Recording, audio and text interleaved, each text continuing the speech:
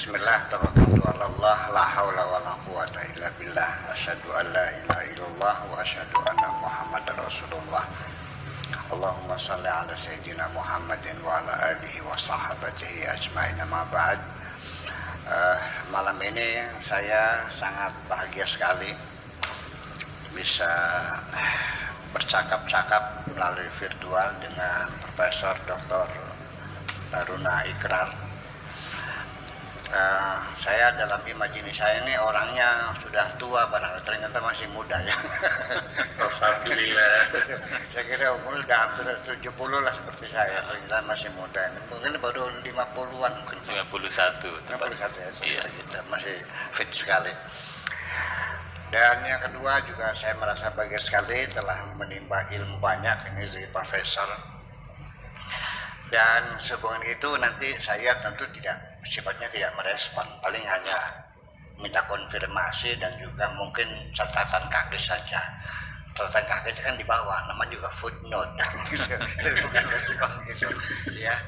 Jadi begini Pak, ini malang melintang berita ini dari kantor berita Saudi, dari Al Azhar, dari macam-macam semuanya juga menceritakan ya tadi itu bahwa manfaat bersujud itu untuk kesehatan otak, malah menyebutkan ada 8 poin deh manfaatnya sujud ini. Cuman ya kita dari awal begini sajalah, bahwa syariat itu kan diturunkan itu punya tujuan pokoknya apa. Bersujud itu sebagai simbol kepasrahan, ketundukan, kepatuhan, penghormatan, yang merendahkan diri dan sebagainya. Ketika malaikat-malaikat disuruh bersujud itu artinya bukan sujud dalam artian kepalanya di bawah ya, tapi dalam artian penghormatan, memberikan penghormatan kepada Nabi Adam itu. Dan ternyata kasus sujud sebagai perintah untuk menghormati Adam, nah dibuktikannya bahwa sujud itu menjadi hal yang satu keharusan, pembuktian kelayakan Adam layak bersujud. Justru otak Adam yang dibangun oleh Allah sehingga menunjukkan lebih layak dan pantas engkau bersujud kepada Adam. Makanya wa 'allama Adamal asma kullaha, jadi ada evolusi otak manusia menjadi cerdas, dan Adam itu manusia yang pertama kali paling cerdas di dalam dunia adalah Adam itu. Nah, jadi ternyata keunggulan otak sendiri-sendiri sebagai alasan mengapa malaikat disuruh bersujud masih kaitan syariat itu. Akan tetapi secara syariat, bahwa sujud secara bahasa, sujud secara syariat adalah bentuk gerak badan kita ya. Umirna an asjuda ala sab'ati a'dhumin. Sujud itu ada 7 tulang yang harus nempel ke bumi, yaitu ujung kaki, 2 lutut, 2 tangan sama jidat. Itu bentuk seperti itu adalah bentuk sujud. Nabi Muhammad saya menduga tidak dikasih tahu oleh Allah apa manfaatnya sujud itu. Ya, yang penting sujud sebagai bukti, sebagai peragaan ya, sebagai atas ketundukan hati kita kepada Allah. Nah, kemudian setelah itu dengan kemajuan ilmu pengetahuan, diteliti dan diteliti ternyata ada manfaatnya. Itu tetap khususnya bukan tujuan sujud, tetapi namanya hikmatut tasyrih. Hikmatut tasyrih itu hikmah atau kemanfaatan dari disyaratkannya sesuatu ya. Seperti berwudu, bahwa istinsyak itu mencuci hidung ini kan orang dulu melakukannya ya dita'abbud aja sebagai ibadah, tetapi kemudian dilakukan penelitian di American University di Lebanon bahwa orang Islam yang mencuci hidungnya sejak sehari 5 kali mencuci hidungnya dibanding orang yang tidak pernah istinsyak cuci hidung, ternyata tuberkulus itu jauh lebih banyak dihitungnya orang yang tidak berwudu. Nah, itu kan namanya hikmatut at-tasbih. Ya. Saya kira tidak akan pernah berhenti hikmatut tasbih. Semakin pengetahuan semakin maju akan semakin membuktikan kebenaran Tuhan itu sendiri. Nah, kemudian yang kedua, memang saya sangat setuju sekali bahwa